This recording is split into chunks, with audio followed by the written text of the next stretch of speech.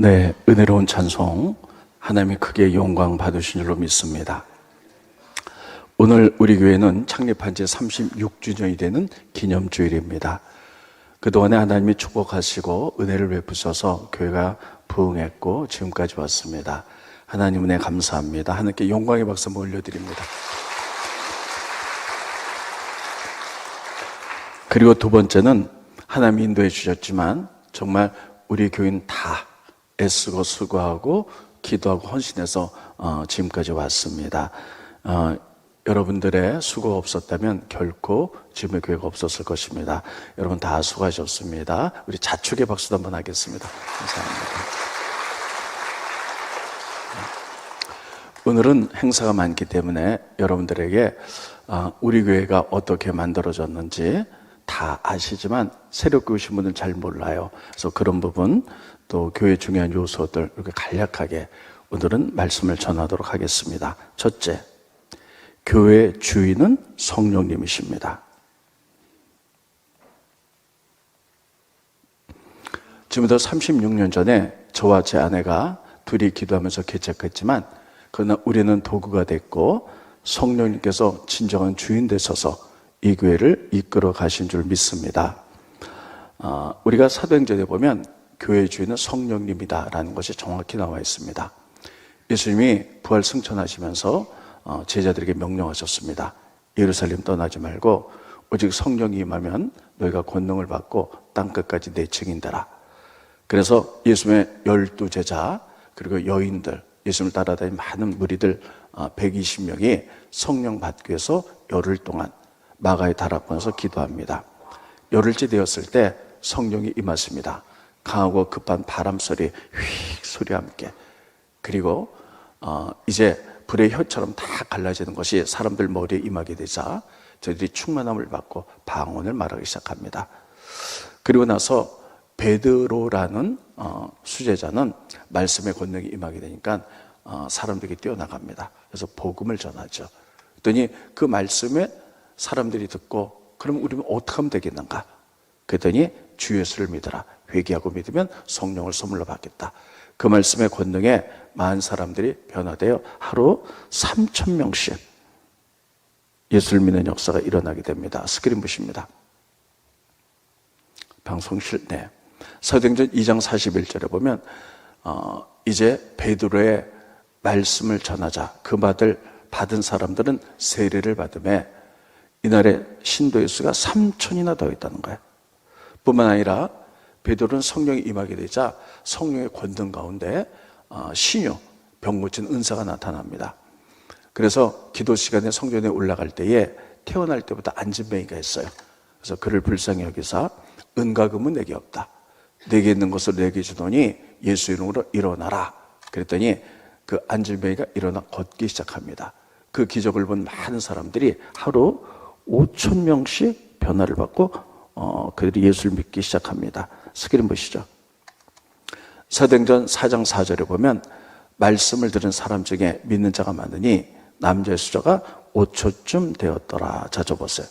하루 성령이 임하게 되니까 말씀의 권능에 찔림마다 3,000명, 하나님의 기적이 나타나니까 5,000명씩 해서 수만 명이 모이게 됩니다. 이들이 모여서 예배할 때에 이것이 초대교회가 되었어요. 그러니까 여러분, 초대교회 주인은 물론 베드로를 통해서 역사하셨지만 성령이 하신 줄로 믿습니다. 그래서 성령이 교회의 주인이에요. 그때부터 지금까지 앞으로 주님 다시 오실 때까지 모든 교회의 주인은 성령님이십니다. 저희 교회도 성령의 역사 가운데 만들어졌고 성령님이 역사하셨고 앞으로도 그렇게 될 줄로 믿습니다. 저희 교회는 36년 전에 개척이 됐습니다. 그런데 지금은 감리교회법이 좀 달라요. 그래서 개척을 하지 않아도 부목사가 된다든지 인턴으로 있다든지 그러면 목사연수를 받을 수 있습니다. 근데 지금부터 36년 전에는 신학교를 나오면 개척을 하든지 아니면 교회 담임으로 있어야만이 목사연수를 받을 수가 있었습니다. 그래서 저는 신학대학원을 졸업하고 그리고는 이제 개척할 자리를 6개월 동안 기도하면서 찾았습니다. 근데 6개월 동안 기도하며 여기저기 갔는데 하나님이 허락하지 않았어요. 너무나 답답해서 교회에서 하나님께 기도하기를 하나님 제가 개척을 하려고 그러는데 어디서 개척할지도 모르면서 어떻게 목회자가 되겠습니까? 하나님, 제가 개척할 자리를 알려주십시오. 순종하겠습니다 하고 기도했을 때 하나님 갑자기 한 가지 환상을 그림으로 보여주셨어요. 어떤 그림이냐면 어떤 사람이 흙을 이렇게 동굴처럼 파기 시작해요. 막 파기 시작하는데 이렇게 동굴처럼 됐죠. 막 파는데 갑자기 기반이 약하니까 위에서 흙더미가 떨어져 갖고 어떤 사람이 거기 깔렸어요. 근데 거기에서 개척하라. 근데 제가 그 기도를 응답을 얻고 이해가 안 됐어요. 여기가 어디지? 탄광촌인가? 하면서 그런 생각을 했습니다. 근데 그 다음날 비가 부슬부슬 오는데 한 번은 이쪽으로 가보자. 그래가지고 구파벌에서 또 버스를 타고 원당이라는 데를 처음으로 들어와 봤습니다. 그때만 해도 굉장히 시골이었어요. 36년 전이죠. 막 산을 넘고 막 이렇게 들어갔고요. 막 뻐꾸기가 울고 막 이런 데였는데 주공 아파트만 딱 달랑 두 채가 있었습니다. 주공 아파트가 있었는데요. 그 조그만 원당이라는 도시에도 교회가 많았어요.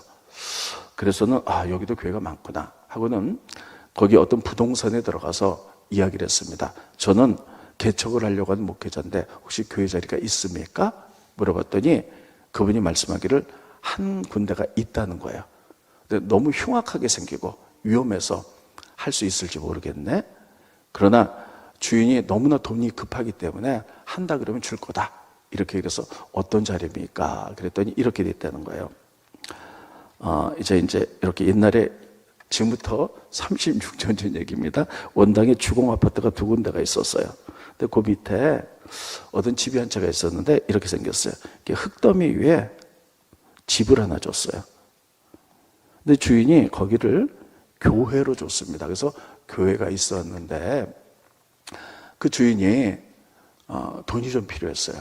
그래서 어떻게 하면 돈이 생길까 하다가 이 집 밑에 흙더미니까 여기를 파서 가게를 하나 드리면 돈이 생기겠다 싶어갖고요.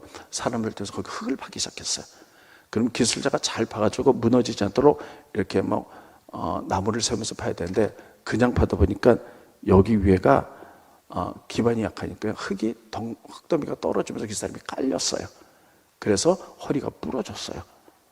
그러니까 그 얘기를 딱 듣는 순간에 제가 어젯밤에 봤던 하늘주의 응답이랑 너무 똑같은 거예요. 그래서 막 머리가 번쩍 쓰면서요.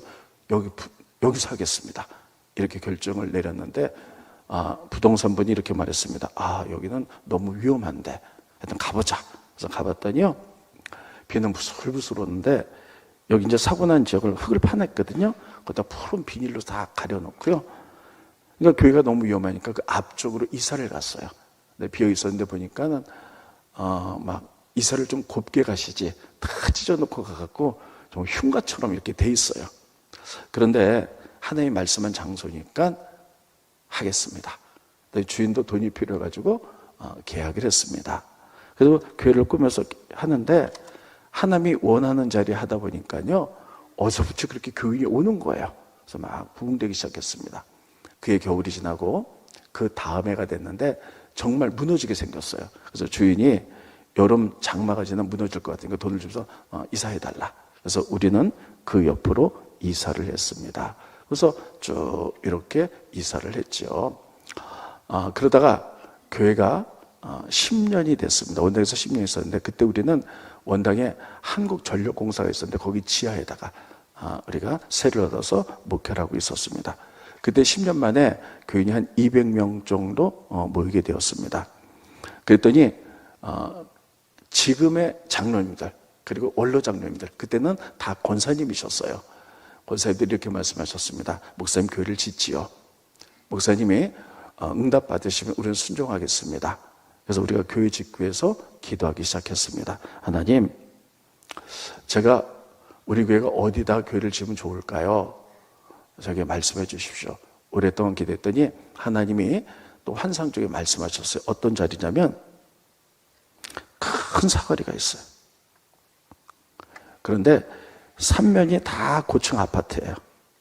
그리고 이쪽은 아파트도 좀 있지만 단독주택가 쫙 있는데 이렇게 아치으로 뭐가 위로 지나가는 곳이에요. 여기다 이렇게 말씀하셨어요. 근데 원당에는 그런 데가 없거든요. 그래서 여기가 어딘가. 그때부터 교인들과 함께 일산 신도시부터 쭉 봤는데도 이런 자리가 없었습니다. 그래서 하나님, 제가 하나님의 말씀에도 불구하고 제가 아직 무지해서 정확히 모르겠습니다. 한 번만 더 말씀해 주세요. 그랬더니 하나님 말씀하시기를 이 큰 도로 밑으로 터널이 있고 차가 다니고 쭉 하면서 이렇게 말씀하셨어요. 그래서 이제 거기가 어딘가. 그때만 해도 제가 목회자가 많지 않았기 때문에 저희 교회에 수요 오전 예배 마치면 저 다 운전을 해서 모시고 오고 예배 마치면 모셔다 드리고 봉고를 하고 그랬어요.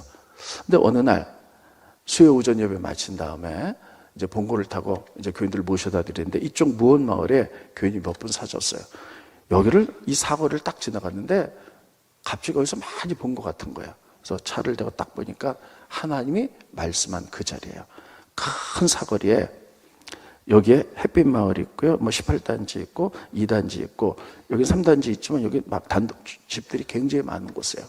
그리고 여기 아치가 지나가는데 이 아치가 뭐냐면요. 지금은 없어졌어요. 예전에는 여기 육교가 있었는데요. 그 육교가 다들 일자로 돼 있는데 여기는 이렇게 둥그렇게 돼 있어요. 그리고 이 밑으로 터널 밑으로 차도 왔다 갔다 하죠. 그래서 여기구나. 그래서 확신을 갖고 그러나 여기에 교회질 땅이 있는지 없는지 모르잖아요. 그래서 우리 권사님들도 보니까 이 자리가 나왔습니다. 그래서 계약을 했는데 제가 마음이 참 힘든 거예요. 왜 힘들었느냐? 교인들 때문이었습니다. 왜냐하면 그 당시에 교인들은 다 원당에 한 200명이 있었고요. 우리는 엿다가 교회를 짓습니다. 지금의 교통이 발달하고 다 차들이 있어서 오지만 26년 전에는 원당의 교인 가운데 차 있는 사람이 거의 없었어요. 그러니 그들이 오는 버스도 없었고 걸어오자니 1시간 이상 걸리고 또 버스를 타자니 몇 번을 갈아타서 와야 되는데 여러분 교인들이 멀리 이사를 가서 교회를 못 오면 할 수가 없지만 교인들은 다 원당 사는데 교회 발전을 해서 교회가 다른 곳으로 이사 가서 교인들이 못 오면 교인들은 어떻게 생각하겠어요? 교회가 발전을 해서 우리를 버렸구나 이런 생각하지 않겠습니까? 그래서 제가 참 마음이 무거웠어요. 하나님 이거 어떻게 하면 좋습니까? 하나님 말씀에 순종하는데 교인들이 힘들 것 같습니다. 제 마음도 힘들고요. 근데 하나님 계속 말씀하세요. 걱정하지 말고 순종해라. 걱정하지 말고 순종해라. 그래서 교회를 짓기 시작했습니다. 근데 또 사건이 터졌어요. 교회 첫 사업을 딱 푸는데 IMF가 터졌어요. IMF가 터져갖고 그 당시에 굉장히 어려웠잖아요. 그 당시에 현금을 주지 않으면 물건이 들어오지 않았고 이 짓는데 모든 재료가 몇 배씩 올랐어요. 근데 하나님 말씀에 순종하면서 하다 보니까요 교회가 지어지는 거예요. 그런데 여러분 그 당시에 교회가 10개를 지으면 9개는 다 넘어졌어요. 근데 우리 교회가 끝까지 지어졌는데 또 마지막에 교회를 다 짓고 났는데 유형을 졌는데요 또 사고가 났어요. 여기 교회를 짓는 업자가 돈을 좀 먼저 달라 그러더니 그 돈을 갖고 도망을 갔습니다. 그래갖고 이거를 어떻게 하나 막 그랬는데 그때 지금 돌아가신 우리 장인 어르신이 서울시도 서울시청에 그 토목공사를 그걸 주관하는 분이셨어요. 근데 막 은퇴를 하셨어요. 그래서 여기 오셔서 그 상황을 보시고 내가 마무리하겠다. 그러면서 계시면서요 결국은 다 마무리를 해주셨어요. 그래서 교회가 젖었는데 그게 끝이 아니라 그때부터 시작이었습니다. 여러분 그때 지금부터 26년 전에 빚이 8억이었고 한 달 이자가 1,000만 원씩 나갔어요. 교회 200명인데. 근데 하나님 말씀들 하다 보니까요 교회가 막 날로 부흥되는 거예요. 그러면서 여러분 몇 년 만에 빚을 다 갚을 수 있었습니다. 근데 이제 제일 큰 문제는 뭐냐면 원당에 있는 200명의 교인들이 이 교회를 어떻게 오느냐는 거예요. 차도 없고 걸어서 올 수도 없고 그리고 버스를 타면 몇 번을 지금의 길이 굉장히 좋지만 그 당시에는 이렇게 좋지 않았거든요. 어떻게 할까? 그랬는데요. 하나님 정말 기적을 일으키셨어요. 우리 교회는 여기 있고요. 여기에 지금은 롯데마트 큰 마트가 있어요.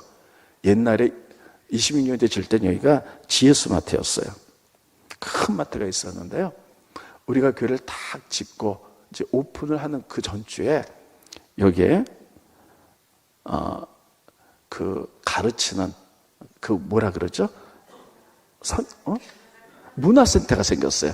그래서 원당 쪽으로 계속 차를 돌려주는 거예요. 어쩜 타이밍도 그렇게 맞을 수가 없어요. 그래서 교인들이 그 차를 타고 교회를 오는 거예요. 그 차를 타고 교회 와서 예배드리고 GS마트에서 물건 사고 또 집으로 가고, 이렇게 1년 동안 해서 교인이 한 명도 상처받지 않고 100% 올 수 있었습니다. 그런데 그 당시에 고양시에 마타 큰 물이 많잖아요. 그래서 서로 경쟁적으로 문화센터를 경쟁해서 많은 차들이 돌았습니다. 그래서 정부에서 못하도록 차들을 다 없앴어요. 그 순간에 우리가 큰 대형 버스를 샀어요. 그래서 그때부터 돌려갖고 정말 하나님이 아주 기가 막히게 타임을 탁탁탁탁 맞추셔서 우리 교회가 이렇게까지 왔습니다. 이런 것들을 보면서 정말 이 교회의 주인은 하나님이시구나, 하나님이 하시는구나, 이런 것을 뼈저리게 느꼈고, 그동안에 목회하면서 실수한 것도 몇 개 있죠. 인간의 생각을 앞섰을 땐 그런 건 다 실패했어요. 그러나 힘들고 어려워도 하나님의 말씀 듣고 순종하니까 100% 열매를 맺은 것은 알 수가 있습니다. 그래서 제가 느낀 것은 교회의 주인은 성령님이시다. 따르겠습니다. 교회의 주인은 성령님이시다. 그래서 저는요, 항상 무슨 일을 할 때 목회자가 가장 어려운 게 뭐냐면요, 결정하는 거거든요. 목회자가 이렇게 결정하면 교회가 이렇게 가고, 이렇게 결정하면 이렇게 가거든요. 그래서 하나님 뜻대로 결정하려고 무척 애를 써요. 그게 가장 어렵기 때문이고 가장 중요하기 때문이에요. 그래서 제가 느낀 거는, 우리가 어떤 공동체든지 그런 거 있잖아요. 무엇을 결정할 때 회의를 하잖아요. 다수결로 정하잖아요. 다수결이 교회 내 하나님 뜻일 수 있지만 아닐 수도 있어요. 왜냐하면 모든 사람이 다 성숙한 건 아니거든요. 초신자도 있고 기도 안 하는 분도 있고. 근데 그분들이 모여가지고 자기 편리대로 다수결을 결정하면요, 하나님 뜻대로 결정이 안 될 때도 있어요. 그래서 제가 가장 중요하게 여기는 것은 결정하는 겁니다. 그래서 제가 많은 사람들이 저에게 기도 제목을 물어봐요. 제가 지금 이제 코로나 끝나서 지금 주청했지만 그전에는 정말 많은 강의를 갔어요. 그때마다 많은 교회에서 마지막에 목사님 기도 제목 뭡니까 물어보면 하나님 뜻대로 결정하는 겁니다. 이게 가장 중요하거든요. 근데 그동안에 그렇게 해왔고, 지금도 성령님이 인도하시고 앞으로 우리 교회가 다한 날까지 우리가 교회에 주는 성령님을 기억하시고 하나님의 음성 듣고 하나님 뜻대로 움직이는 교회가 되기를 예수님 이름으로 축원드리겠습니다. 그래서 교회에 주는 성령님이세요. 두 번째, 교회는 믿음의 공동체입니다. 믿음 고백의 공동체입니다. 여러분, 예수님께서 이렇게 말씀하셨어요. 가이사랴 빌립보의 제자들과 함께 가셨죠? 그러면서 예수님이 제자들에게 묻습니다. 사람들은 나를 엘리야나 예레미야 그리고 선지자 중에 하나로 나를 부르는데 도대체 너희는 나를 누구라고 생각하냐? 그랬더니 베드로가 이렇게 얘기합니다. 주는 그리스도시요 살아계신 하나님의 아들입니다. 믿음의 고백하죠. 그때 예수님께서 이렇게 말씀하셨습니다. 네 믿음의 반석 위에 내 교회를 세우겠다. 은배 권세가 이기지 못하리라. 스키리 것입니다. 마태복음 16장 18절을 보면 또 내가 내게 이르더니 너는 베드로라. 내가 이 반석은 뭐냐면요, 믿음의 고백이에요. 반석 위에 내 교회. 내 교회는 누군가? 하나님의 교회예요. 우리 인간들이 헌금을 해서 만들었다 할지라도 교회 주는 성령입니다. 내 교회를 세우리니 은배 권세가 이기지 못하리라. 아멘. 자, 보세요. 교회는 어떤 것이 교회냐? 예수님을 구세주로 고백하는 사람들이 바로 거기 교회를 세우겠다는 거예요. 그래서 여러분 하나하나가 교회입니다. 여러분 예수님을 나의 구세주로 고백하시죠? 예수님을 나의 하나님을 고백하시죠? 그 믿음의 하나의 교회를 세우겠다는 거예요. 그래서 여러분들이 다 교회예요. 그런데 이 교회가 모인 공동체, 여러분들이 다 모여서 있음을 구주로 고백하고 이 공동 예배드리는 이게 바로 교회예요. 전문말로 말하면 에클레시아라는 겁니다. 따라했습니다. 에클레시아. 이게 교회입니다.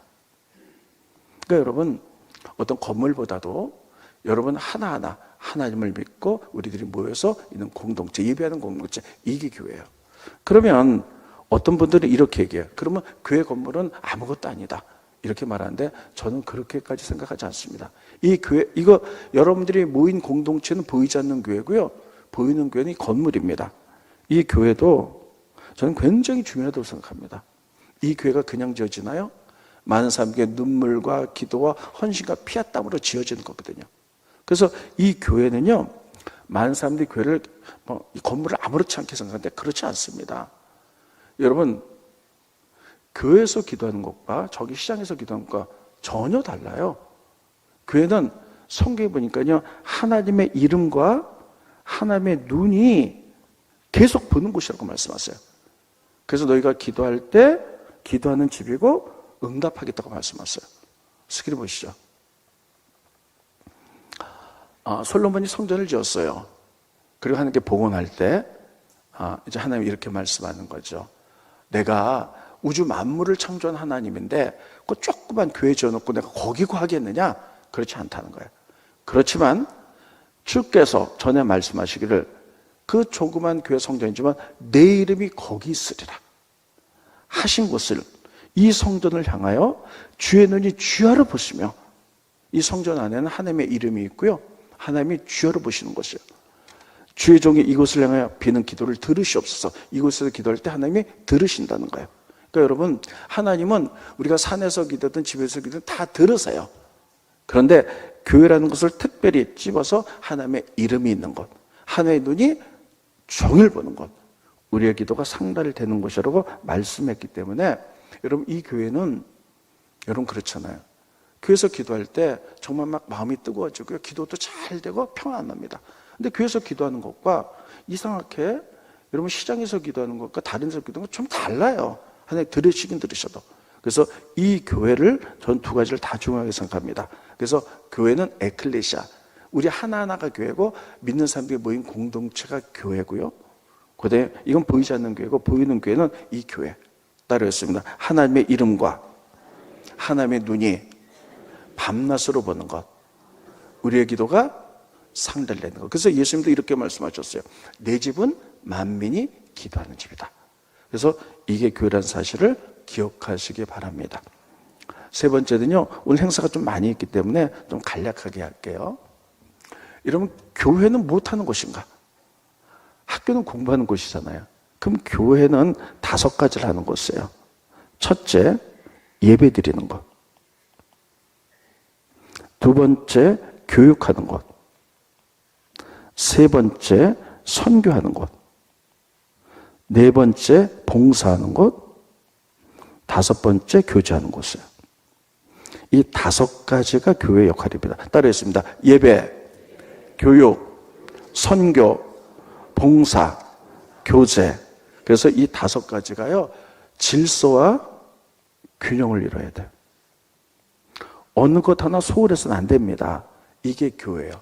그런데 여러분, 교회 상황에 따라서 어떤 한 가지가 특별히 강조될 때는 있어요. 예를 들면 우리가 지금 전도해야 되겠다. 그럴 땐 선교가 강조가 되지 선교만 해서는 안 돼요. 이 5가지를 골고루 하는 게 건강한 교회입니다. 만약에 뭐에서 선교만 한다, 그럼 교회가 아니라 이건 선교단체죠. 또 교육도 중요하지만 교회에서 교육만 한다, 이거는 성경을 가르치기만 한다, 이건 신학교죠. 교회가 아니죠. 또 그냥 어떤 교회는 봉사만 한다, 그러면요, 이건 봉사단체, 교회가 아니죠. 교회는 이 5가지가 균형과 질서를 이끌면서 골고루 조화 있게 하는 곳이에요. 다시 한번 따라해봅니다. 예배, 교육, 선교, 봉사, 교제. 그래서 저희 교회도 그렇게 합니다. 이 5가지가 골고루 조화 있게 질서 있게. 그러나요, 옛날부터 보면요, 우리 교회가 지금 교인들이 믿음이 성장이 됐다, 교육을 힘쓴다, 그럼 그때는 교육을 많이 힘쓰지만 나머지 것을 하면서 교육을 하는 거예요. 우리 교회가 좀 전도해야 되겠다 그러면 나머지 것들도 하면서 전도에 조금 더 힘쓰는 거죠. 근데 여러분, 사람 얼굴 보세요. 얼굴이 이쁘다는 거는 눈, 코, 입이 균형과 질서를 가져야만 이쁜 거예요. 근데 저 사람이 참 눈이 이쁘다 그러면 눈이 약간만 크면 이쁘잖아요. 근데 눈이 이쁘다 그래갖고 눈이 이만하고 코는 요만했고 입은 요만했다, 그거는 균형이 무너져서 이런 거는 미인이 아니라 괴물이다, 이렇게 얘기하는 거예요. 그래서 교회는요, 바로 이런 것입니다. 어떤 한 해는 우리 교회가 올해 전도해야 되겠다. 그럼 전도가 조금 더 앞서가지만 모든 것이 균형 있게 될 줄로 믿습니다. 이 균형을 깨트리면 안 돼요. 자, 그러면 예배. 우리가 예배는 설명하지 않아도 잘 알죠. 교육. 그래서 저희 교회는요, 예배만 드리는 것도 중요하지만 정말 교육해만이 믿음의 성장에 나가요. 그래서 정말 많은 교육이 있습니다. 훈련들이 있죠. 제가 늘 말씀드리죠. 교회 그냥 10년 다니는 것보다도 다니면서부터 훈련 받아서 큐티 훈련 받는다든지 하나의 음성 듣는 법, 또 권위에 대해서, 리더십에 대해서, 어성경에 대해서 이런 걸 자꾸 하다 보면요, 그렇게 훈련 받아서 훨씬 앞서가요. 저희 교회는 그동안 교육하는 교회죠. 그래서 저희 교회 주보 앞에 보면 최고의 지성 교육이죠. 영성, 기도죠. 모이는 교회라고 하죠. 선교. 저희 교회는 참 정말 선교를 많이 했습니다. 코로나 이전에는요, 우리가 중국을 선교했죠. 근데 시진핑 정부 때문에 이 선교를 다 내려놓게 되었는데, 선교사들도 다 추방되었어요, 중국에서. 근데 우리가 중국의 교회를 거의 한 60개의 교회를 세웠어요. 그러니까 여러분들이 지금은 여러분 중국 선교 다 잊어버리고 있을 거예요. 근데 우리가 나중에 죽어서 천국 가잖아요. 하나님이 칭찬하실 거예요. 너 중국 선교회 해서 정말 고맙다. 언제 했는데요? 너희가 그때 10,000원, 20,000원 한 게 다 모아줘 중국의 교회를 세우고 많은 목회자를 도와서 중국 교회가 세워졌다. 하나님 기억하고 계실 줄로 믿습니다. 이게 우리의 큰 상급이에요. 그 다음에 여러분 또 선교, 여러분 잘 아시죠? 우리 교회 주보 보시면 6대 목표가 있어요. 그 하나가 무슬림 선교예요. 무슬림, 이슬람 선교는요, 뼛속까지 이슬람이라서 이슬람에 파송된 선교사님이 평생 거기서 목회를 해도요, 한두 명 구원하기도 굉장히 어려워요. 여러분, 우리 교회 만약에 이슬람 선교사가 가서 우리 이슬람 믿으라 평생 해도 여러분 믿으시겠어요? 안 믿잖아요. 이만큼 어려운 거예요. 그런데 우리가 그러면 이 땅에 지금 전쟁이 너무 많았고 난민들이 너무 많은 거예요, 이 세상에. 그래서 이슬람 난민들이 말레이시아에 콜라룸푸르에 많이 들어와서 우리가 난민학교 만들자. 그래서 난민학교인데 이슬람 애들 많아요. 부모는 보내기 싫어요. 기독교 학교라서. 그렇지만 애들 공부시켜야 되니까, 난민은 공부 못하니까 공부 공짜로 시켜줘, 밥 먹여줘 하니까요, 싫어도 무는 거예요. 그래서 그 아이에게 다 우리가 성경 가르치고 기도 가르쳐 크리스천으로 바꾸는 거죠. 많은 열매가 있는데 지금 난민학교 3군데 300명의 아이들이 있어요. 여러분들이 한 헌금이 어마어마하게 좀 난민학교로 가고 있어요. 여러분들은 눈으로 안 보고 그런가 보다만 하는데 하나님 나라 가면 다 이게 우리가 받을 상급들이에요. 또 뿐만 아니라 봉사. 여기까지 할게요. 봉사는 우리가 교회 내만 봉사하는 게 아니라 예수님이 이렇게 말씀하셨어요. 너희는 세상의 빛과 소금이다. 근데 우리는 교회 내에서 빛과 소금만 나잖아요. 그래서 우리가 우리가 하는 것이 뭐냐면 OK 사역이죠. 여기 우리 교회가 있습니다. 그럼 우리 지역 사회에, 우리 지역의 행신동에 5km, 지로 5km 안에 우리가 봉사하자는 거예요. 근데 모든 교회들이 5km 안에 있는 지역사회를 봉사한다면 아마 더 엄청난 일들이 벌어질 거예요. 그래서 우리가 많은 일들을 하고 지금도 하고 있어요. 그래서 2단지, 3단지에는 독거노인들이 많잖아요. 그래서 매주 주일날, 목요일날 정말 교인들이 모여서 일주일 반찬을 만들어갖고 다 노인들, 어려운 사람들 다 일주일 반찬에서 다 넣어줘요, 계속요. 그런 일들도 하고요. 또 뿐만 아니라 지금은 중단됐지만 코로나 이전에 보면 2단지에 정말 교인들이 주일날 오후에 여러분 칼도 갈아주고 미용 봉사도 하고 정말 많이 했죠. 그리고 이제 저희가 그동안에 코로나 이전에는 사람들이 사업하다 실패하잖아요. 그럼 일어날 수가 없었어요. 그럼 우리가 어떻게 할까? 그러면 가족들도 다 뿔뿔이 흩어져야 돼요. 그래서 그런 분들에게 집을 해주자. 그럼 그분들이 그 집에서 살면서 회복될 때까지. 그래서 집을 해서 그 사람이 회복돼서 지금 다 회복돼서 잘 살고 있거든요. 그래서 제가 개인적으로 한 것 같지만 10채 정도가 나간 것 같아요. 그 사람들이 다 회복돼서 됐고요. 이런 것들. 그리고 이걸 우리가 세계적으로 확산시켜 나가자. 그래서 여러분 잘 아는 대로 르완다의 비린길이죠. 거기를 우리가 오래전에 입양했죠. 그래서 90명의 아이들이 있었는데 그 아이들을 10년간 먹이고 공부를 시켰습니다. 그런데 우리가 손을 떼면 또 안 되기 때문에 이들에게 필요한 게 뭔가? 자료를 위해서. 그랬더니 그분들이 수도를 놔달라. 왜냐하면 아이들이 르완다는 높은 지대에 있거든요. 아이들이 물들어 내려가다가 보면 뱀에 물리기도 하고 여자애들이 성폭행을 당하기도 해서 우리들이 정말 많은 동네에서 관계시설을 다 학교에다 해서 수도를 다 놔줬죠. 근데 그들에게 자립하기 위해서 어떻게 할까 하다가 거기 70가정이 있는데 전나는 암소를 70마리 해달라. 그래서 그들에게 다 외양간 70가정에 외양간 줘주고 전나는 암소가 70마리가 갔습니다. 그래서 그들이 이제 젖소들이 먹고 이제 똥을 싸잖아요. 그럼 퇴비 만들어서 다 농사 짓는 거예요. 비료 살 돈도 없어요, 그날은요.